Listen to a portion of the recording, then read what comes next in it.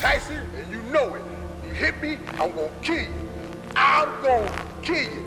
These boxers thought trash-talking Mike Tyson was a good idea. And 10 seconds to go in a round. There's a left hand. He's down. Seconds later, they were staring at the ceiling.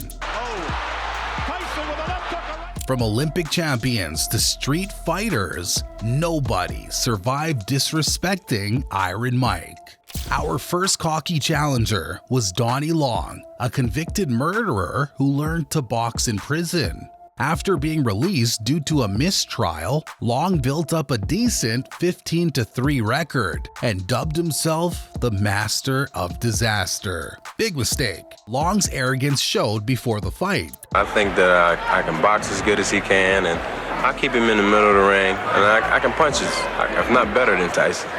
But reality hit hard, literally. Barely a minute into the fight, Long is 27. Oh, wow. Well, and finished him with a brutal combination of uppercuts and hooks. this is as bad as I've ever seen Donnie Long look, but give Tyson credit, that's it. The supposed toughest test lasted just 88 seconds. Later, Long admitted, "I remember going to the fight and I remember waking up in the hospital. As far as the actual fight, I can't tell you a single thing."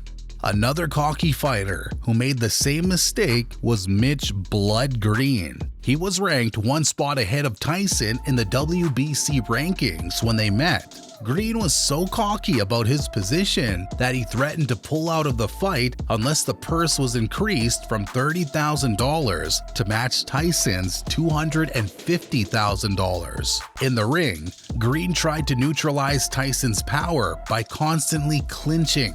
Though Tyson couldn't knock him out, he dominated every round, winning a unanimous decision. But the story doesn't end there. 2 years later, Green confronted champion Tyson at a Harlem clothing store, demanding money he claimed Don King owed him. Bad move. The street fight ended with Tyson landing a straight right that shut Green's left eye completely and opened a nasty cut requiring 5 stitches. Tyson broke his hand in the process, but the message was clear. Don't mess with Iron Mike, in or out of the ring. Now, in 1987, a fighter by the name of Tyrell Biggs came up with a golden pedigree as an Olympic champion, but his mouth wrote checks his skills couldn't cash. Before the fight, Biggs ran his mouth, saying, "He's never fought anyone like me. I don't know this Tyson the way you guys talk about him." You know, I owe it to myself to go out there and beat Michael Tyson like I am his dad. He's made for me. Tyson. But then he got trapped in with Iron Mike. Biggs tried using his height and jab early, even having some success in round 1. But Tyson's power quickly changed the equation. A big left hook split Biggs' lip in round 2. It does most damage. There was a big right hand. By round 3, Tyson opened a cut near Biggs' eye. The beating continued until round 7, when Tyson landed a devastating hook that nearly sent Biggs through the ropes. Though Biggs survived that knockdown, Tyson quickly finished him with another left hook. No legs at all. And 10 seconds to go in a round. There's a left hand. He's down again. It's over. The loss destroyed Biggs' career. He got knocked out in his next 2 fights and never recovered his former glory. As Biggs' career crumbled, a former champion watched from retirement and thought he knew better. Larry Holmes, the aging legend, decided to come back and teach the young champion a lesson. He trash-talked Tyson before the fight, calling him a dirty fighter who throws elbows, throws headbutts, and hits after the bell. One thing I've seen, Tyson makes a lot of mistakes, and if he fights me dirty, that's what kind of fight he's going to be all night. If they want to make him out of a beast that he's claimed to be, he's going to be in there with a beast. In the ring, the 38-year-old Holmes quickly learned why they called Tyson Iron Mike. After some early success with his jab in round 4, Holmes found himself overwhelmed by Tyson's speed and power. A vicious combination sent Holmes down for the first time. He's gonna hang on, or they'll stop the fight. Down he goes. Oh, he's hurt. It's all over. He got up, only to be floored again by a right hook. The third knockdown from another hook ended the fight with just 7 seconds left in the round. The loss sent Holmes into his second retirement, though he'd return years later for another run at glory. After demolishing Holmes, Tyson spent 3 years in prison. Peter McNeely made the mistake of welcoming him back. Everyone wondered if Tyson still had the same devastating power. Who would dare to face Mike Tyson in his return? Enter Peter McNeely, a virtually unknown fighter who'd soon learn why they say everyone has a plan until they get punched in the mouth. The fight was a blockbuster before it even started, with fans hungry to see if prison had changed Iron Mike. McNeely tried to make a name for himself, promised to wrap Tyson in a cocoon of horror. When I wrapped Mike Tyson in a cocoon of horror.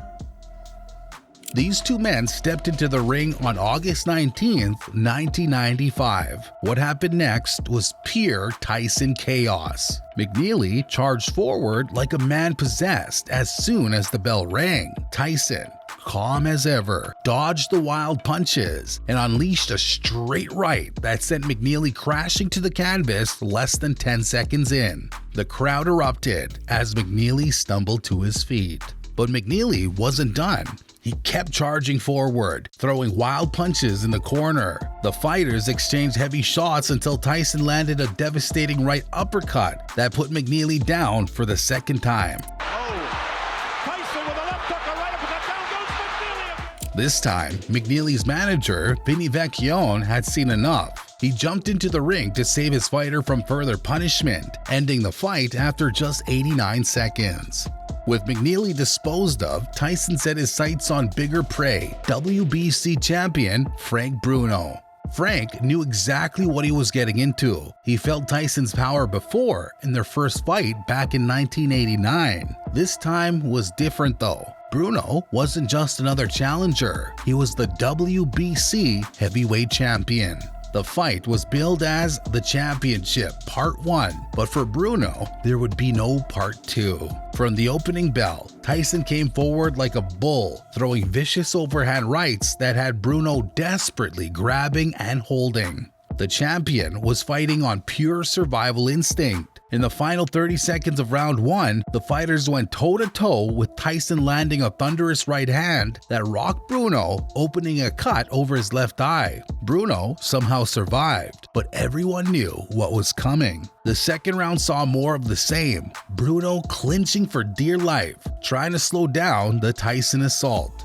But in round 3, it all came crashing down. Tyson slipped under a Bruno jab and unleashed hell, a brutal 13-punch combination that had Bruno helpless against the ropes. He said he's not looking for the Tyson who fought McNeely and Mathis. Here's a combination uppercut by Tyson.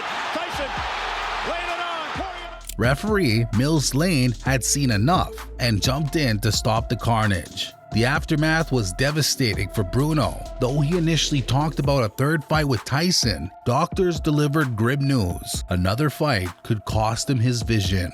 Just like that, Frank Bruno's career was over, ending the same way it had years before, at the hands of Mike Tyson.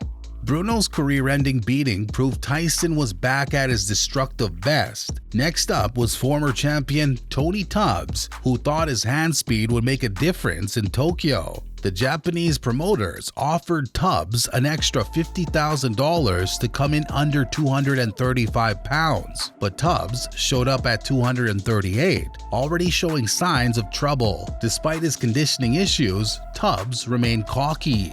The first round was surprisingly competitive, with both fighters trading shots. But just as HBO commentator Sugar Ray Leonard was praising Tubbs for gaining Tyson's respect, everything changed. With 30 seconds left in round 2, Tyson unleashed a devastating combination. A right body shot followed by a right uppercut that had Tubbs reeling against the ropes. After the referee separated them, Tyson went for the kill. Another thunderous left hook sent Tubbs staggering, his knees wobbling like jelly. Tubbs' trainer, Odell Hadley, had seen enough and jumped into the ring, ending the fight at 2 minutes 54 seconds of round 2.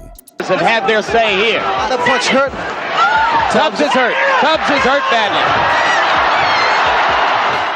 After demolishing Tubbs in Tokyo, Tyson had another challenger who thought he could solve the Iron Mike puzzle. Buster Mathis Jr. believed his defensive skills would be the key. Though not as cocky as some other opponents, Mathis believed his defensive skills would frustrate the returning champion. After a slow start where Mathis used slick movement to avoid damage, Tyson's power proved the difference. In round 3, Tyson connected with multiple right uppercuts that sent Mathis crashing to the canvas. Unable to beat the count, Mathis became another name on Tyson's long list of knockout victims. Your opponent's side and crack. Oh, he got a right uppercut, another right uppercut, and down goes Mathis. The lesson was clear. Whether you were an Olympic champion, former world title holder, or up-and-coming contender, disrespecting Mike Tyson was a dangerous game that usually ended with a trip to the canvas. Thanks for watching.